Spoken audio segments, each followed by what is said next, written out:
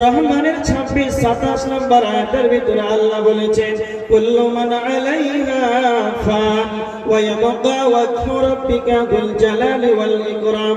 সমস্ত কিছুই হলো ধ্বংসশীল, সমস্ত কিছুই ধ্বংস হয়ে যাবে।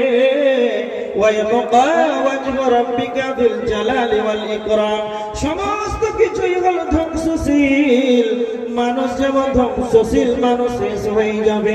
গাছপালা, নদী নালা, পাহাড় পর্বত সকলেই যেমন ধ্বংসশীল, সমস্ত কিছুই যেমন ধ্বংস হয়ে যাবে, অনুরূপ সমস্ত কিছুই ধ্বংস হয়ে যাবে। একমাত্র তিনি থাকবেন, তিনি হলেন আল্লাহ সুবহানাহু ওয়া তাআলা। আল্লাহ নিজেই বলেছেন ওয়া ইয়াবকা ওয়াজহু রাব্বিকা যুল জালালি ওয়াল ইকরাম।